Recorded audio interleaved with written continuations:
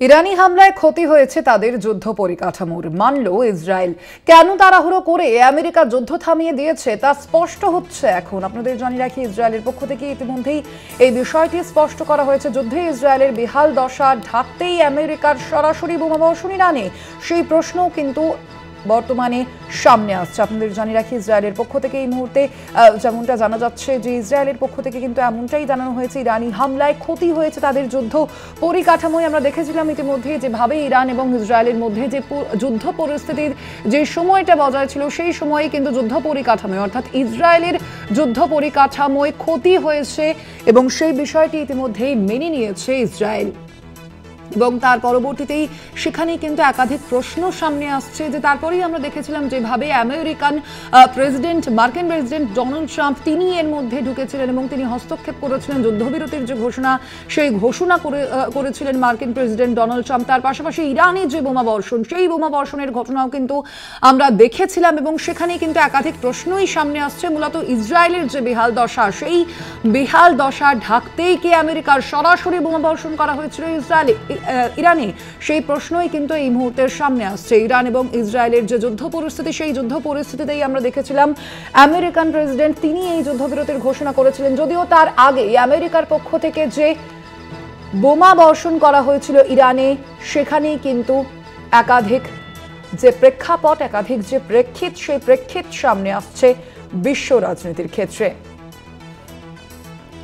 ইরানি হামলায় ক্ষতি হয়েছে তাদের যুদ্ধ পরিকাঠামোয়, ইতিমধ্যেই তা স্পষ্ট করে দিয়েছে ইসরায়েলের পক্ষ থেকে তা স্পষ্ট করে দেওয়া হলো। আর ঠিক এই বিষয়ে আমরা কথা বলবো। আমাদের সঙ্গে সরাসরি নিউজ রুম থেকে রয়েছেন সরাসরি আমাদের পলিটিক্যাল এডিটর আশিস চট্টোপাধ্যায়। আশিস দা, ইসরায়েলের এই যে বক্তব্য যে তাদের যে যুদ্ধ পরিকাঠামোয় তা ক্ষতি হয়েছে, সেই ক্ষতির যে বিষয়টি তার মানে তারা মেনে নিল, তা বোঝাই যাচ্ছে। তার পাশাপাশি সেই ইসরায়েলের বেহাল দশা ঢাকতেই কি আমেরিকার তরফ থেকে সেই সময় বোমা বর্ষণ করা হয়েছিল ইরানে?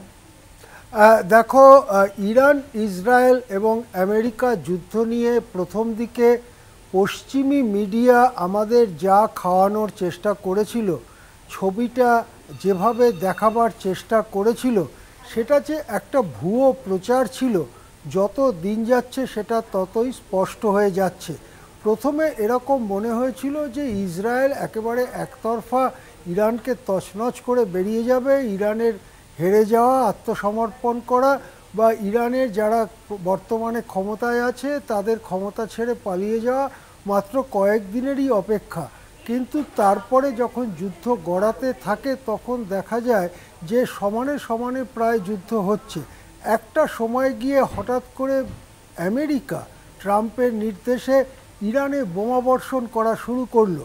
তাদের অতি শক্তিশালী B-2 বোমারু বিমান সেখানে নিয়ে গিয়ে বাংকার বাস্টার বলে এক ধরনের খুব বড় বোমা সেখানে ফেলা হলো, যে বোমা নাকি মাটির নিচে 60 ফুট মোটা ছাদওয়ালা বাংকারকেও ধ্বংস করতে পারে, এইরকম দাবি করা হলো। এই বোমা বর্ষণের অব্যবহিত পরে 24 ঘন্টার মধ্যে ট্রাম্প একেবারে লেগে পড়েছিলেন। সেই দিনগুলোর কথা যদি মনে পড়ে তাহলে সকলেরই মনে থাকবে যে একটা যুদ্ধ বিরতি করার জন্য। তার আগে, ঠিক আগে অবশ্য ইরান আমেরিকার ঘাঁটিতে হামলা চালিয়েছিল। কাতারে থাকা যে আমেরিকার সেনা ঘাঁটি, সেই সেনা ঘাঁটিতে ইরান হামলা চালিয়েছিল। এই যে তড়িঘড়ি যুদ্ধবিরতির জন্য মরিয়া চেষ্টা ট্রাম্পের, এবং শেষ পর্যন্ত যুদ্ধবিরতি হয়ে যাওয়া এবং ট্রাম্পের ঘোষণা 12 দিনের যুদ্ধ বন্ধ হয়ে গেল, বিরতি নয়। বিরতি বলতে একটা সাময়িক ঘটনা বলে মনে হতে পারে, সেই জন্য ট্রাম্প বারবার বলতে থাকলেন 12 দিনের যুদ্ধ ইতিহাসে চলে গেল, 12 দিনের যুদ্ধ শেষ হয়ে গেল।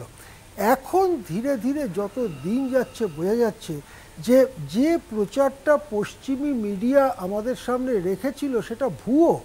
আসলে ইরানকে প্রথম যখন আক্রমণ করে ইসরায়েল, সেটা এতই অপ্রত্যাশিত ছিল, কেউ হিসেব করেনি যে ওইভাবে আক্রমণ করতে পারে।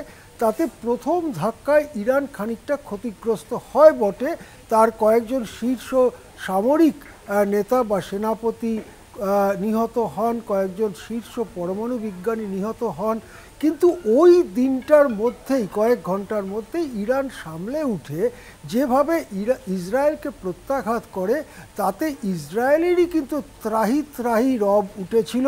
ইসরায়েলের একটার পর একটা বেসামরিক এবং সামরিক লক্ষ্যবস্তুতে ইরানি মিসাইলগুলো আছড়ে পড়েছিল এবং আমেরিকার দেওয়া যে আয়রন ডোম সিস্টেম, যেটা মিসাইল আটকাবার জন্য তৈরি, সেই সিস্টেম যে মোটেই তেমন একটা কাজ করেনি সেটাও বোঝা যাচ্ছিল।